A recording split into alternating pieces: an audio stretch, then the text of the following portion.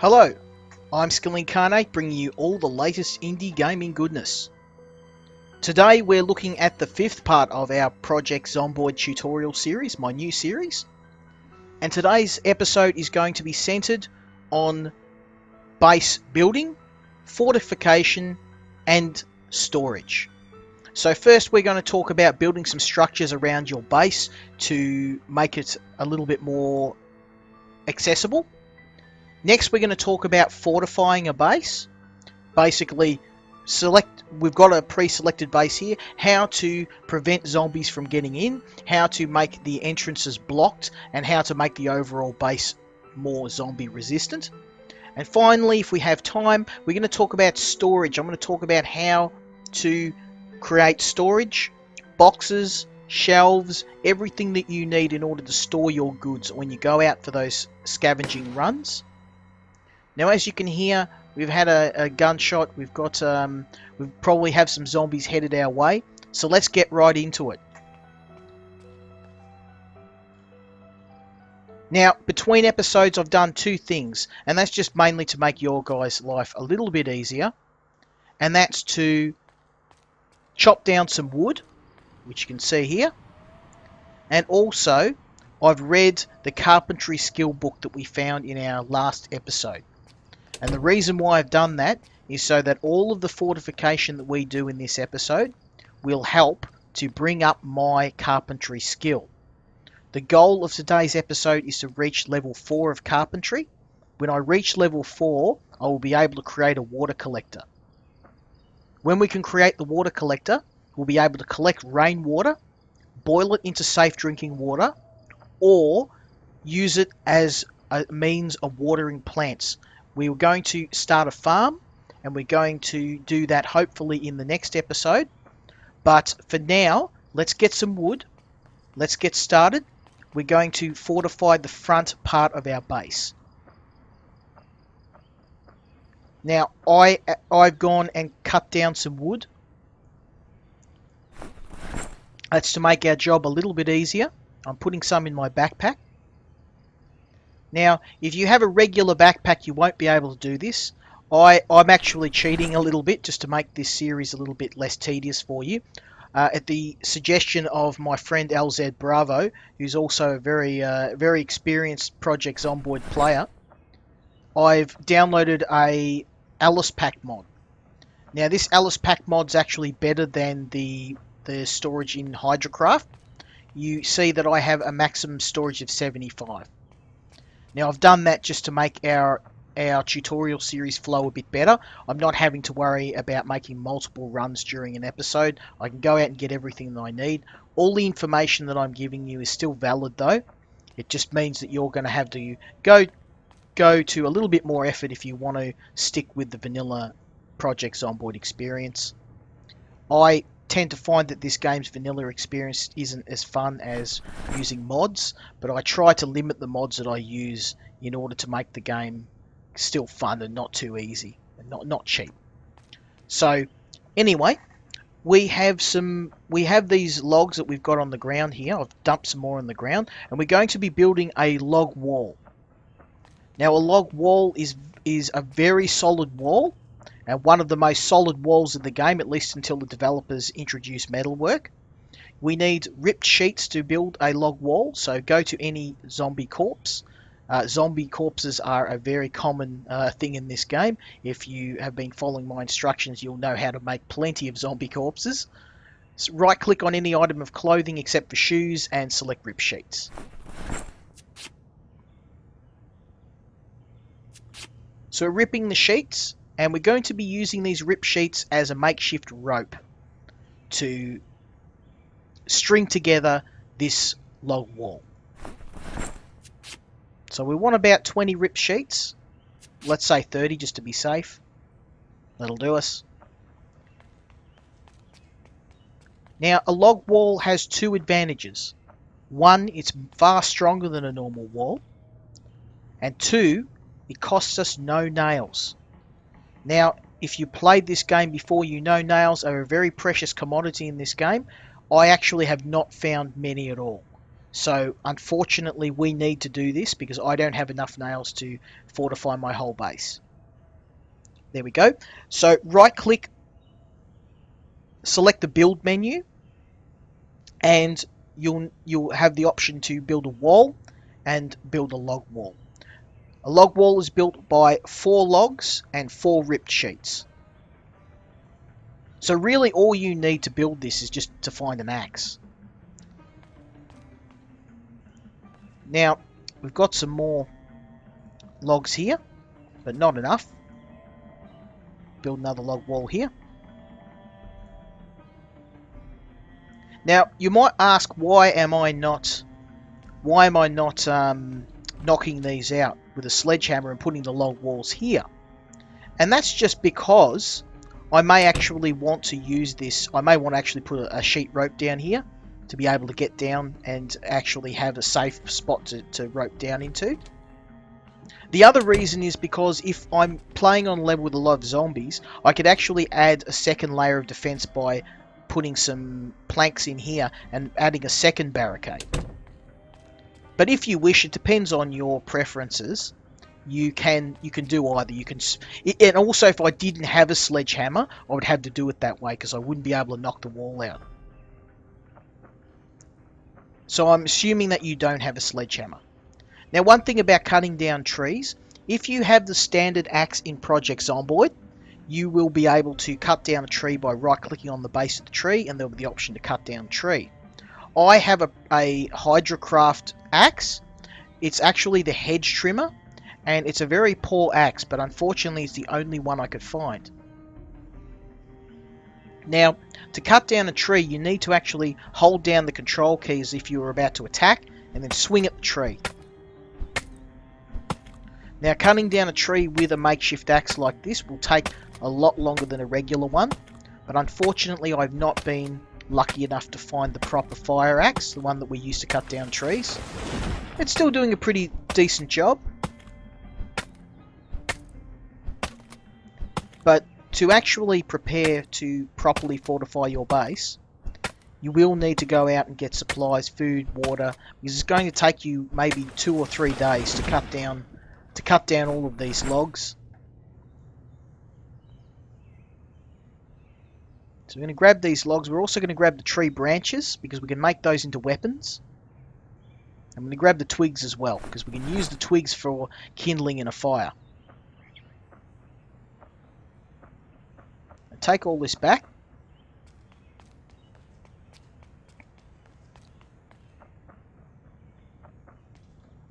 Now, one thing about logs are that they're very heavy, and you may not have enough room in your main inventory to have them. So, to build the log wall, these logs must be in your main inventory. The game's not smart enough to know that they're in your backpack. You would need to actually move them into your main inventory. But another nice trick with building log walls, or building anything, is you can actually build with stuff on the ground. So if we dump these logs on the ground, and in theory you could also dump your rip sheets on the ground, but they weigh next to nothing, so you don't need to. Then you can build a log wall, and you don't need to worry about having the space in your inventory to store the logs. So we've nearly got enough here. We're going to grab some more. We unfortunately are going to have to pick these up and move them. I am probably going to have to go and get some more logs. I don't have enough here. So while we do this, let's talk a little bit, and I know I did mention this in my previous series, but some people may not have seen it, but the reason why I chose this base, and some of the reasons are obvious and some are less so. The first obvious reason is because the warehouse has most of the building supplies that we need, and it was the easiest way for me to get all of what I needed very quickly. The second reason why I chose this was because the warehouse is in a really good location. It's right on the edge of town, away from where most of the zombies congregate, so you'll find massive crowds of these zombies to the south in the centre of town, but they tend to spawn less on the edge of town. And that may change in future releases of this game, but for the moment, the safest place to be, obviously the safest place to be is right out of town, but if you don't have enough food, that's not going to be an option for you. So let's go and get some more wood. But I chose it because it's a nice location right on the edge of town, and also important, I chose it because it has multiple stories, and it only has a couple of entrances. So the more entrances a building has, the more effort you're going to have to put into blocking them. So if you had a building with like 20 windows, you're going to have to go to every single one of those windows, and you're going to have to block all of them. Zombies can't break through game structures. So a zombie cannot break through this brick wall. Any player built structure like these fences, they can break through. So it's in your interest to find a building with as few of these entrances as possible, because it's less real estate that you have to worry about creating barricades for. So we're dropping these on the ground again. And we're building a log wall.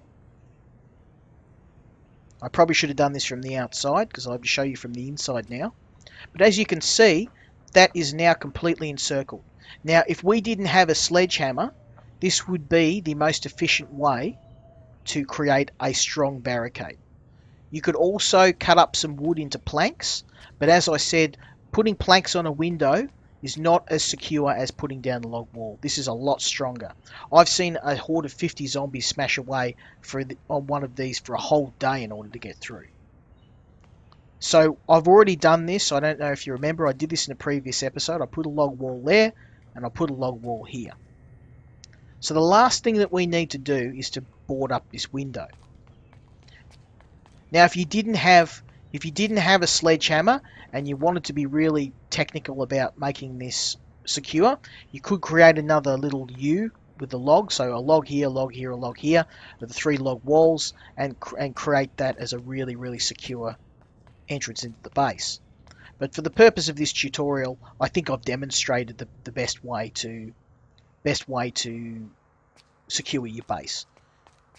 So any entrance into the base, if you have the nails, you can barricade, but that's not as strong as this. This is very strong. It will take a very large horde of zombies to break through that.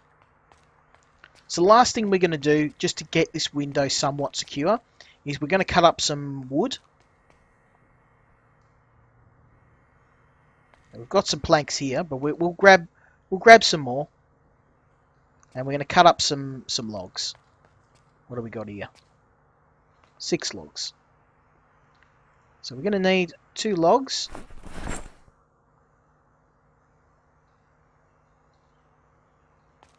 Grab one more.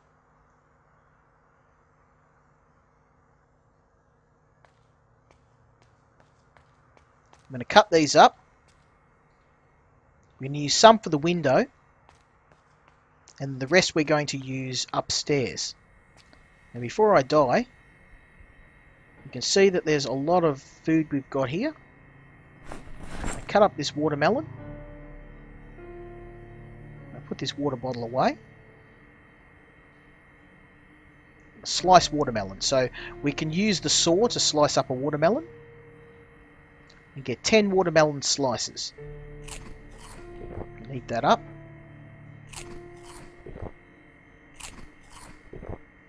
I think I have mentioned this before, but this is the most efficient way to eat the watermelon. So we've got some. I actually already prepared some logs there.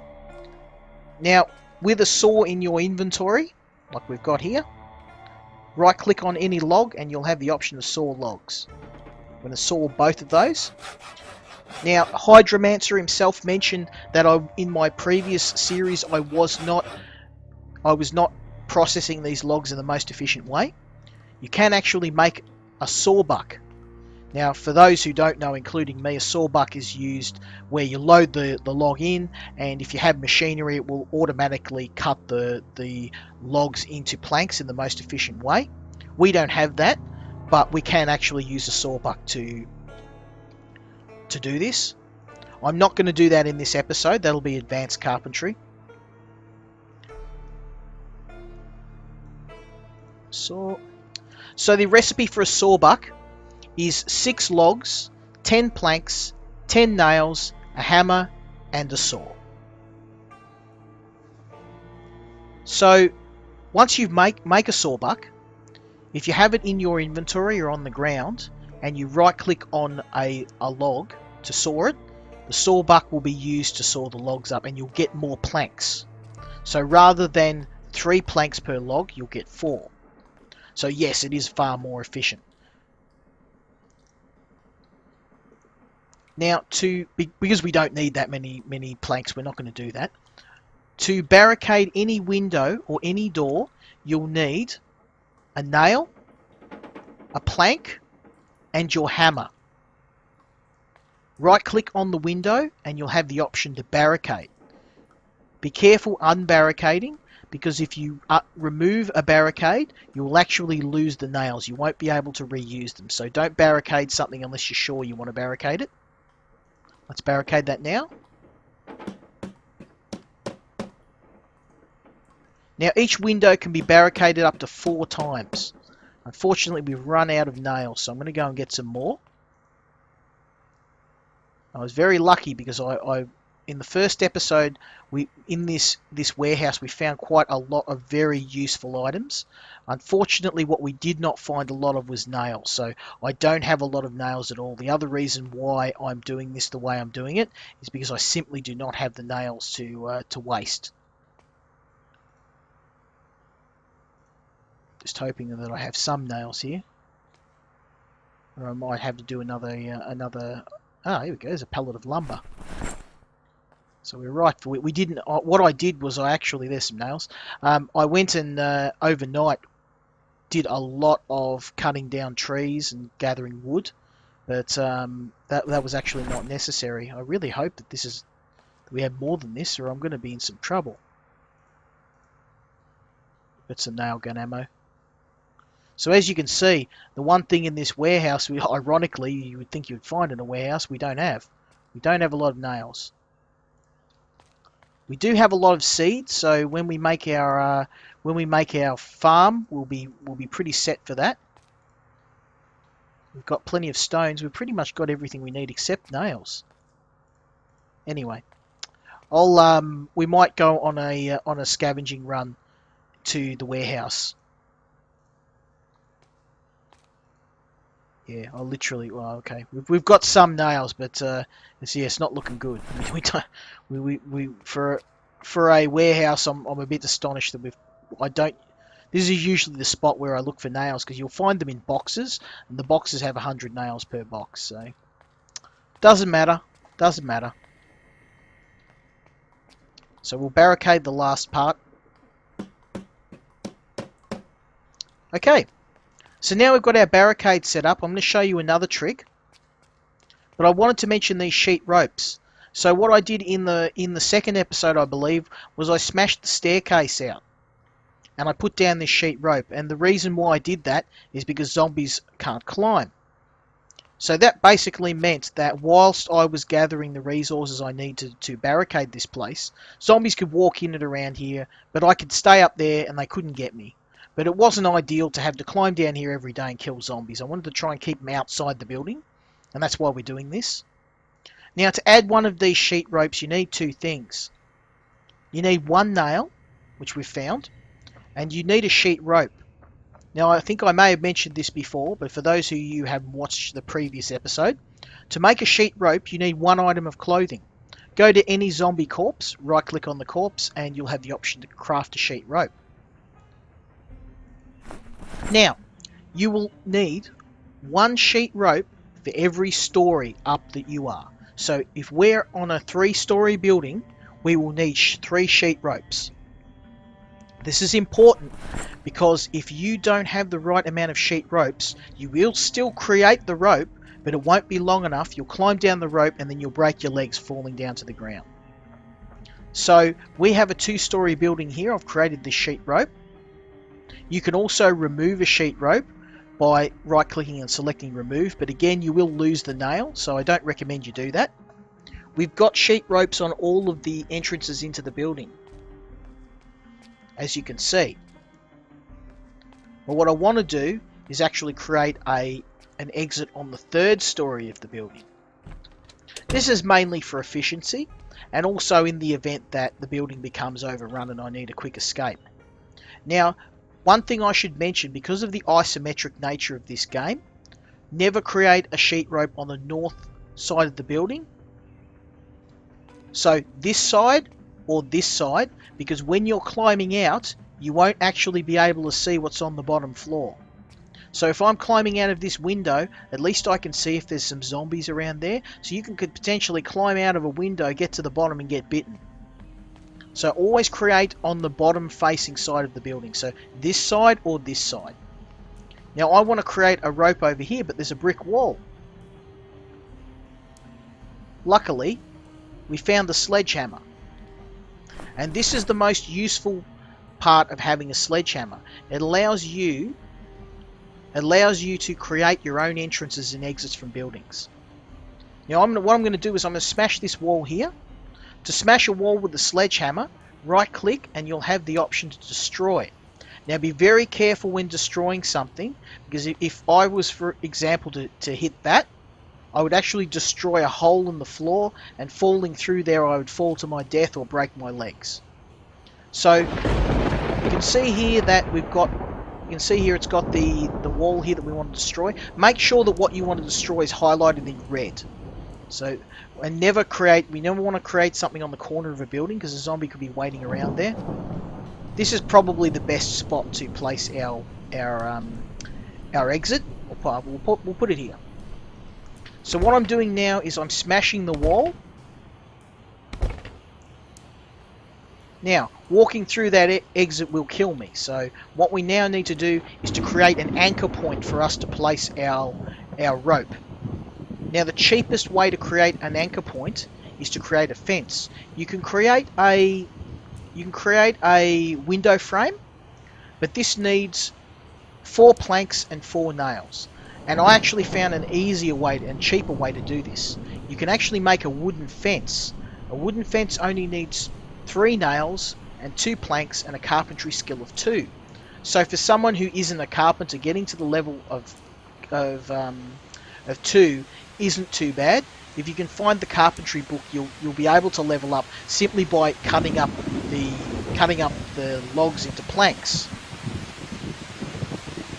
So before I catch a cold, let's do this. So as I said, the wooden fence only needs 2 nails and a carpentry skill of 2 and 2 planks. Let's build that. Now we have that. That's an anchor point for us to place our rope. Now right click on the fence and you'll have the option to add a sheet rope. The sheet rope recipe is as many ropes as you need, 1 per story of the building, and also 1 nail. Now, if you ever are unsure about whether a rope is long enough, you would walk down to the bottom of the building, walk around and make sure the rope's touching the ground. Otherwise, you can check your inventory before and after and make sure the correct amount of sheet rope has been subtracted. I know I'm harping on about this, but a lot of people don't realise that they think that 1 rope means that it will go however long you need. They create their rope, they climb down to about here, the rope's gone and they fall down and die.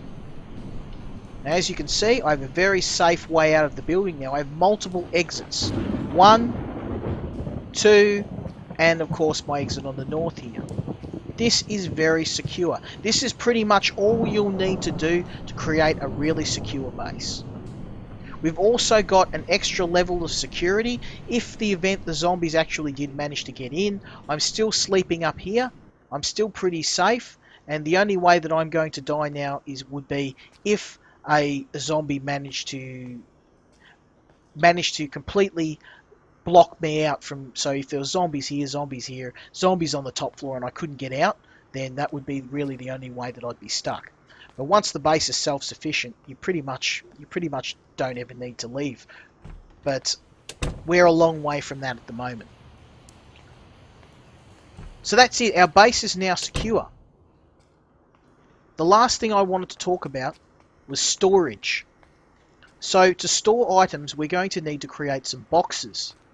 We can actually cheat by moving boxes around. And I wasn't aware of this. I didn't know you could do this. Again, my friend LZ Bravo actually brought this to my attention. There is a button to pick up items. Now, There are two types of items you can pick up. There are your storage items and there's furniture. Now furniture, you don't need a tool. So as you can see, you press this button, pick up, and you select the item you want, and you can see here, there's the name, there's the weight, there's the tool. We don't need a tool. To pick up things like a box, you'll need a hammer, and to pick up electrical items like this vending machine, you'll need a screwdriver. Actually, sorry, that's just a normal vending machine. It's a fridge. So let's just say I wanted to pick up this fridge and put it on the upper level. Now you need an actual electrical skill of 3 to pick up a fridge, and depending on the appliance, your skill will be higher. So I tend to not move electrical appliances unless you're an electrician. Now let's say I want to cut some costs. I don't want to spend nails to create some storage. Let's move this crate upstairs. Right click on the crate, select the pickup button, select the crate that you want, and there's a few things that you need to do before you can move the crate. 1, the item has to be empty. 2, you need to have a carpentry skill high enough to lift the crate. Now, depending on your carpentry skill, that will depend on the chance that you will break the item when you move it. You can see underneath, there's a chance to break. We have a 52% chance to break the item, and that's because my carpentry skill is pretty low. The tool that you need to pick up the item will be a hammer. If you don't have a hammer, you can make a stone hammer. Now, stone hammer is made through foraging, and you need 1 stone, 1 tree branch, and 1 ripped sheet. We're going to go into foraging in the future, so let's come back to that subject for the moment. I'm going to pick this up. Now, there is a chance that we will fail and the item will be broken.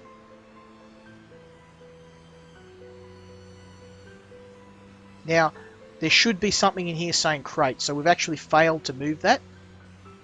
Let's have a look for another crate, and we'll try one more time. Now remember, empty everything in the crate. Pick it up. And if you've got a really crappy wood skill, yeah, you can see here we're not having any luck with that, unfortunately. So that's fine. If we had a higher skill, we would actually pick the item up. Now, the other thing that you can do is you can use items like garbage bins for storage. So I could pick up this garbage bin, or what we could do is actually go outside and we could pick up this. So this garbage bin only has a storage of 10.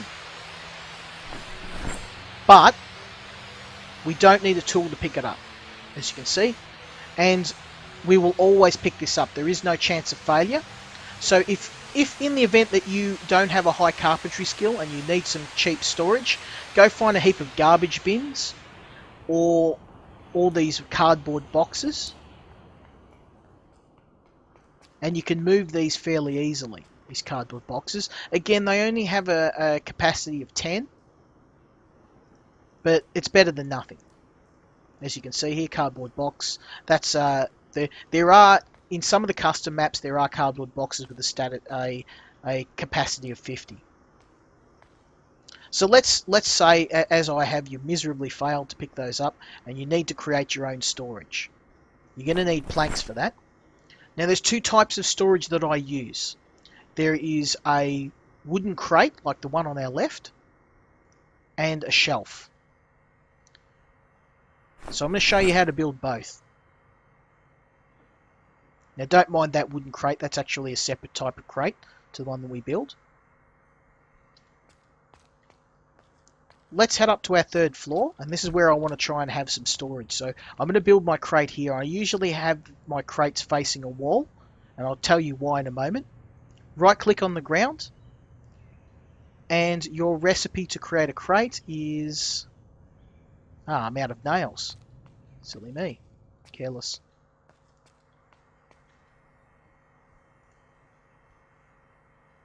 Yep. Unfortunately. I think I do. I do have 1 box of nails here. 2. So I really don't have a lot of nails, and that's kind of why that's why I barricaded the base the way I did. These are nail gun nails. Now the interesting thing about nail gun nails is rather than use them as ammunition for your nail gun, you can also create the regular nails. With a hammer in your inventory, right click on the box and select revert nail gun ammo. What this will do is you'll use your hammer to bend these nails back to regular nails, and you'll get a box of 100 nails. I don't use nail gun nails as ammunition. Nails are pretty hard to find in Project Zomboid, even without the Hydrocraft mod. So the Hydrocraft mod obviously adds these nail gun nails in the game, but as you can see, I checked through most of the warehouse and I was only able to find a smattering of nails. What we'll have to do is I'll probably have to go into town and actually go and find some. We've got a box of nails now. Let's open the nails and we'll get 100 nails out of that. There we go.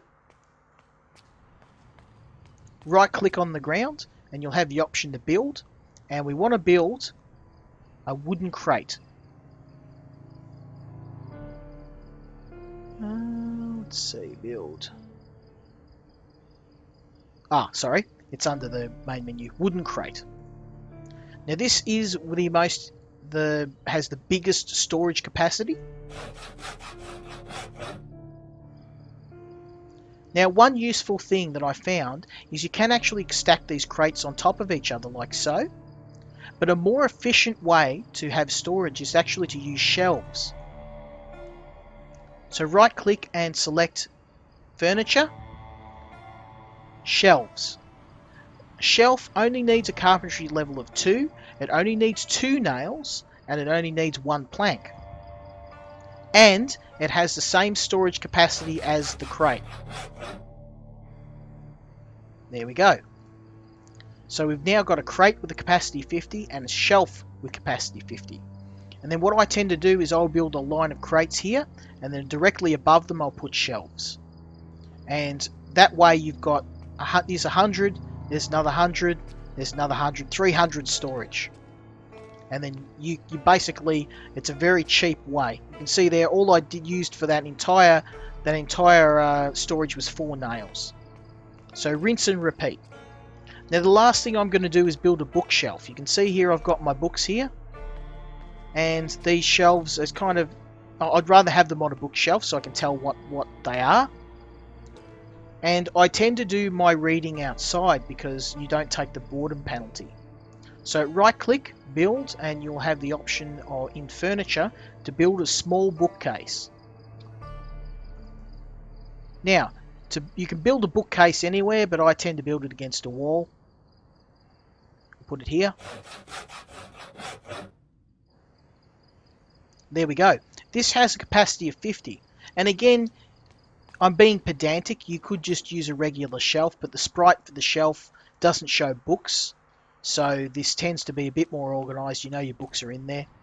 And the reason why I read books outside is because you don't get a boredom penalty. So if you're inside and you stay inside too long doing nothing, or in my case reading, your character will begin to be bored. So you can actually sit outside as long as it's not raining and read your books.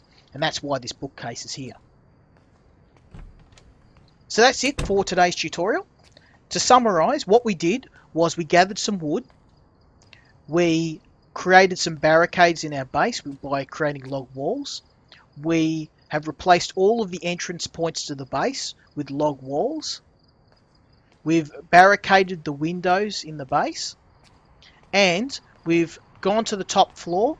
We've added some multiple exits from the base via sheet ropes. And we've gone to the 3rd floor. We've knocked out a wall and we've added another exit. So now we have exits from both the 2nd and the 3rd floor of the building.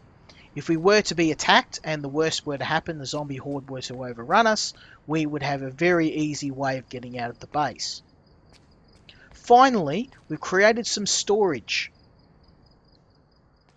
And the storage will allow us to go out into town, get the loot that we need, and fill our base up now with all of the things that we are currently missing. Prime example of that is obviously nails. I don't have any nails at the moment, and that's going to become a problem for us down the line. So what we'll do, actually no, I do. I have some nails here, so I'm not as bad as what I thought. But still, we are going to need to go into town, and we're going to need to get some more supplies. But we need to have somewhere safe in order to come back to. And later on, we're going to be creating some outposts in town, because as we go through town, we may not be able to run to the other side of town and make it back within the space of a day. But for now, we need to have a stronghold, and the reason why is because winter is coming. So after around 5 months, the weather changes, we get into winter, and we cannot grow food, which means that we can no longer rely on our farm if we have a farm set up as a food source. And in winter, we also have the cold to contend with. So the cold will make us, without the right clothing, we will become very cold, and we'll get, at this point we cannot die from the cold, but the cold will cause a severe slowdown and make us easy food for the zombies. So that's what we're doing. Our ultimate goal of this episode and all the ones before it was to prepare this base for coming winter, to stock our food up as much as we can, and be able to survive through those cold months. Winter is generally around 3 months and can be very brutal. So if you like this episode, please subscribe. Please leave any comments about things that you liked and things you would like me to cover, and I will do my best to cover those in my next episodes and the coming series. Also, again, please check out, if you like this type of gameplay, check out my Walking Dead Prison series, where I am doing a Let's Play of the custom map for the Walking Dead Prison from the TV show and comic. And the 3rd episode should be coming up very shortly, and you should enjoy it. The difficulty is set to high. There's lots of zombies. There's lots of action. So yeah, check that out if you do enjoy Project Zomboid. Until next time, Skill Incarnate out.